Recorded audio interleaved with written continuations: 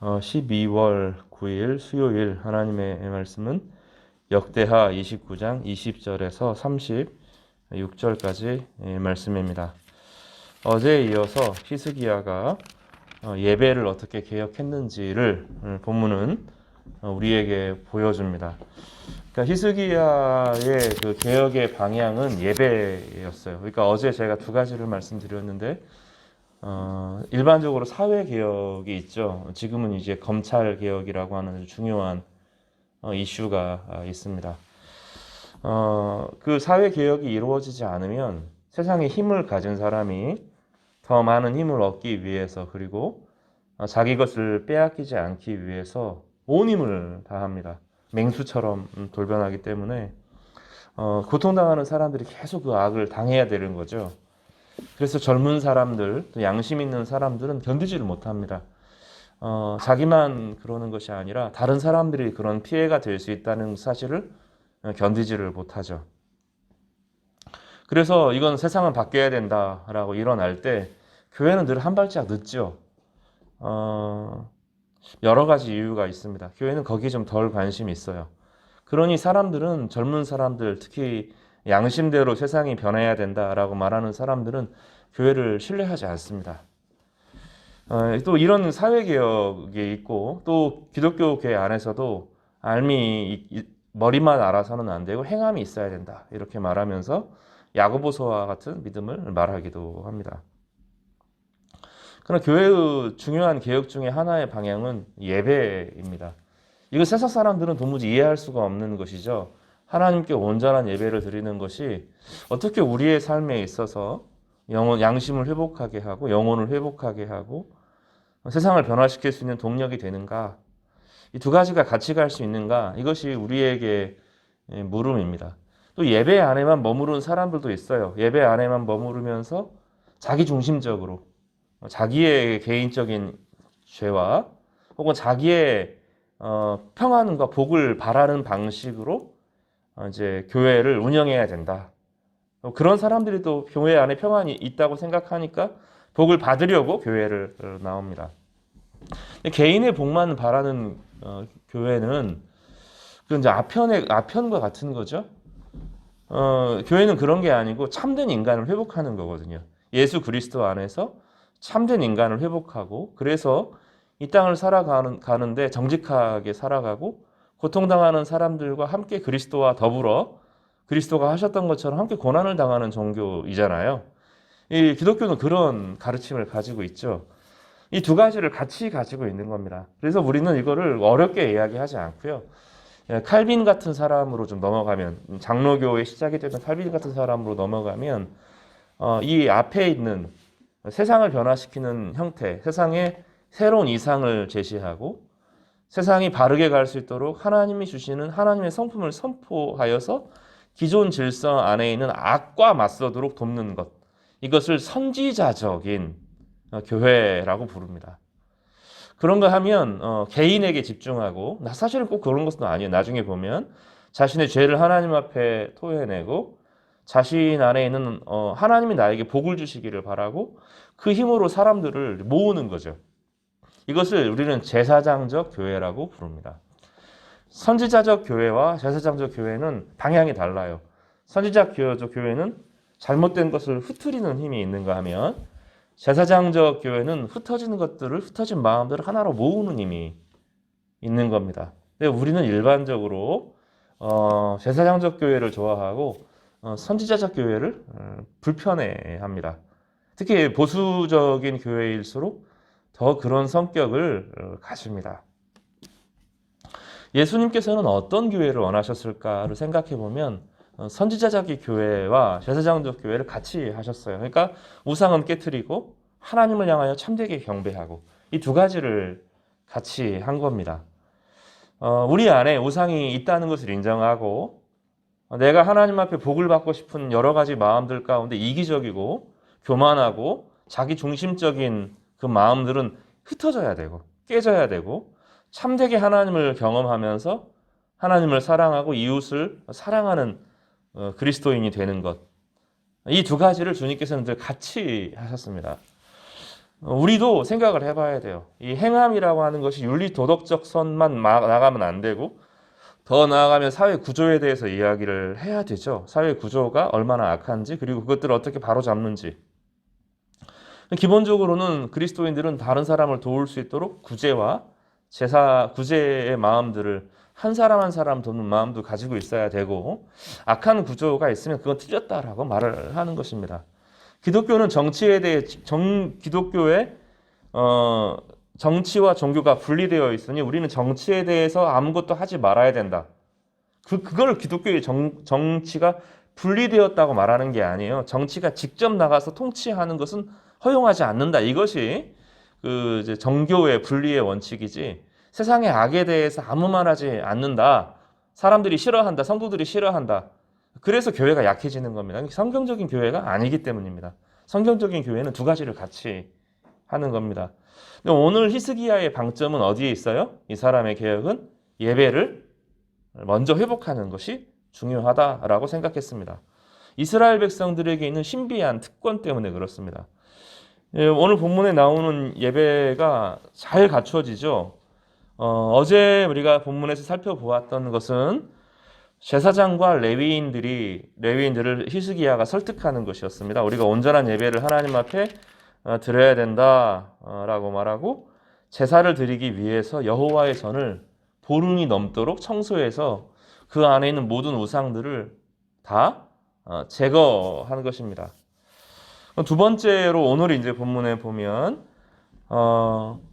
백성들 전체를 위한 속죄 제사를 회복하는 것이죠. 오늘은 속죄제의 회복과 그 따라서 번제가 어떻게 회복되는지를 보여주면서 예배의 의식이 예전에 다윗 왕 때의 의식으로 회복되는 것을 보여줍니다. 그래서 속죄제, 번제, 그리고 다윗 왕의 예배 의식의 회복, 이 세 가지가 오늘 본문의 핵심인데 거기에 필요한 사람들이 쭉 나옵니다. 그리고 그 예배의 형식에 그저 말 설교만 하고 제사만 드리는 그런 형태가 아니고 재금과 비파와 수금과 나팔을 가지고 하나님께 예배합니다.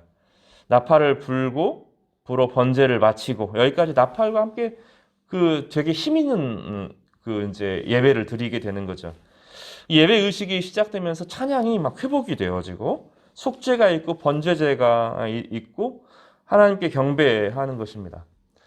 그러니까 그리스도인의 이 선지자적인 예배는 이 앞에 있는 하나님과의 관계를 전제로 한다는 것을 알 수 있습니다. 나중에는 이제 6월절이 마치게 되고 31절에 보면 31장에 보면 히스기야가 이제 개혁하는 내용들이 이제 기록이 되어 있죠. 히스기야는 말씀의 운동을 회복하는 것에 집중하는 것은 아니고요.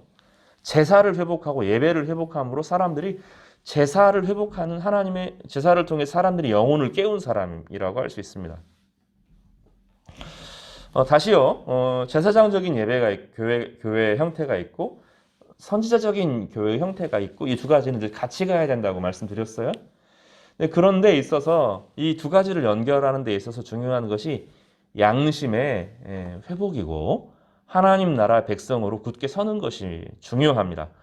히스기야는 이 앞에 온전한 예배를 드림으로 해서 양심이 회복되어지도록 했습니다. 힘을 얻도록 한 것이죠. 우리가 제사장적인 예배 안에만 머무르면 안 되는데 또 선지자적인 예배를 드리다 보면 타인을 공격하다가 자기가 망가지는 경우들이 있습니다. 그래서 이 제사장적인 예배를 드리면서 우리가 하나님 안에서 양심이 회복되어지고 자기의 이기심을 버리게 될 정도 되면 참된 예배를 통하여서 영혼이 회복되어지고 내가 이기적으로 살았음을 깨닫게 되고 그렇게 하나님의 말씀으로 돌아오게 되면 선지자적인 예배로 살아가게 되는데 그런 방향으로 향하여서 나아가게 되는 거죠. 교회는 이 두 가지를 늘 같이 가르칩니다. 우리는 선지자적인 예배가 너무 적어요. 너무 적고 개인적인 구제의 차원에서만 머무르는 것입니다. 그러니 이제 세상의 정의를 외치는 사람들 입장에서는 비겁하고 말해야 될 때 말하지 않고 자기들밖에 모르는 그런 사람이 되는 것입니다. 히스기야는 이렇게 적극적으로 예배를 회복하면서 사람들이 그 안에서 이제 반응하기 시작합니다.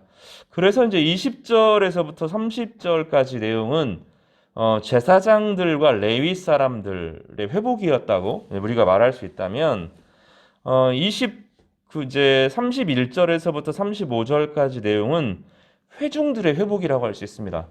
그래서 단계를 보면 이렇게 돼요. 레위인과 제사장들이 먼저 하나님 앞에 헌신하지요.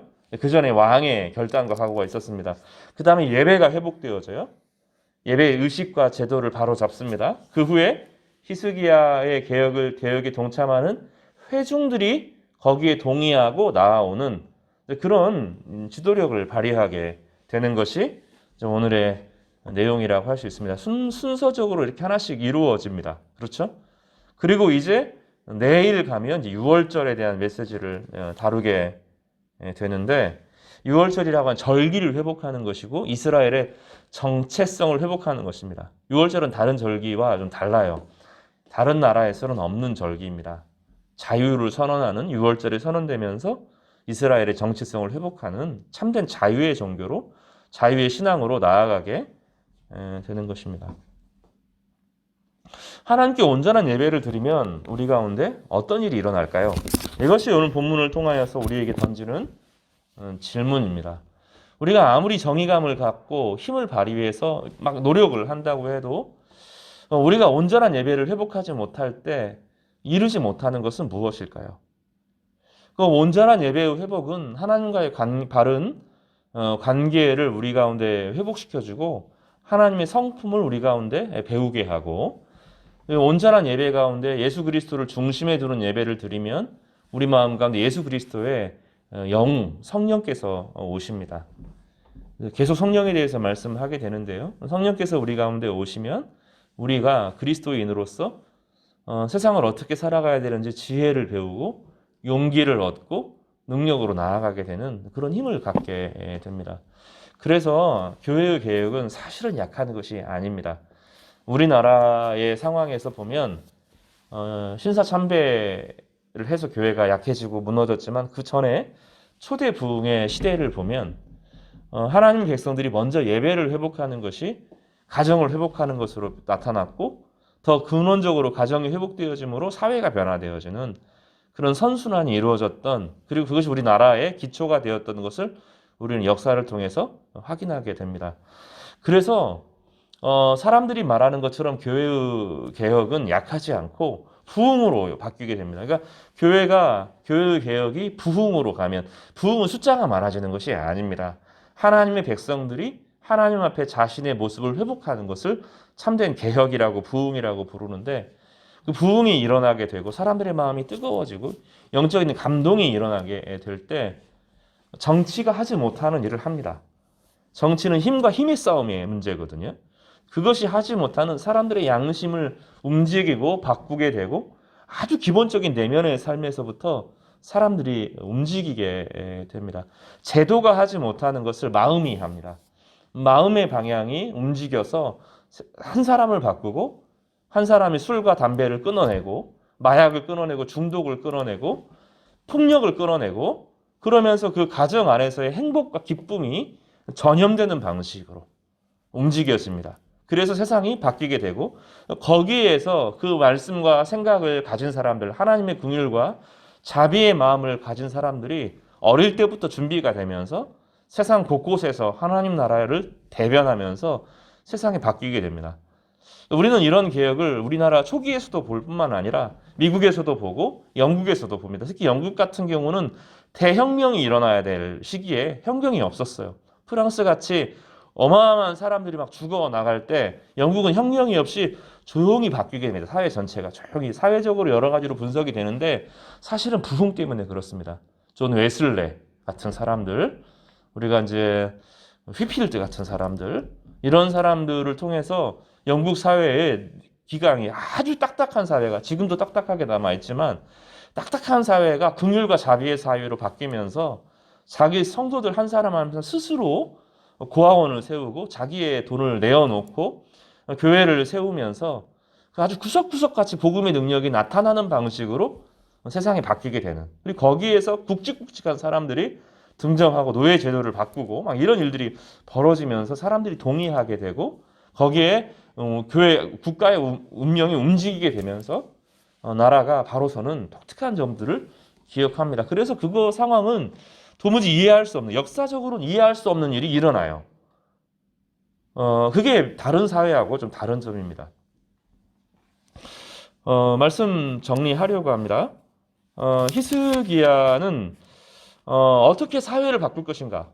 아하스 때 예배가 무너지고 우상 숭배가 들어오고 사람이 탐심에 사로잡히고 탐심이 두려움입니다. 탐심은 사실 두려움과 같은 것인데 두려움에 완전히 사로잡혀 있을 때 왕으로서 이 나라를 어떻게 바로잡을 것인가 고민했고 그 사람은 이 히스기야는 그래서 먼저 스스로 하나님 앞에 헌신하며 겸비하면서 이스라엘 백성들 중에서 지도자들 중에 특히 말씀을 담당하는 레위 사람들과 제사장들을 불러서 그들에게 우리가 하나님의 백성으로 언약하자. 다시 하나님의 백성으로 돌아가자라고 말하고 그리고 성전을 깨끗하게 청소한 다음에 예배 준비를 갖추지요.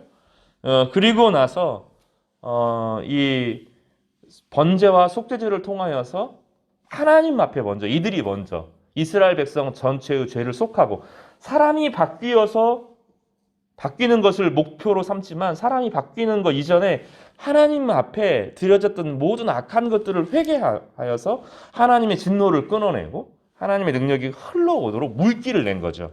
물기를 내고 온전한 제사를 회복하고 또 사람들의 마음이 하나님 앞으로 돌아오게 돼서 제사가 회복되고 예배가 회복되어지니 사람들이 그 안에서 몸과 마음을 씻게 되는 거죠.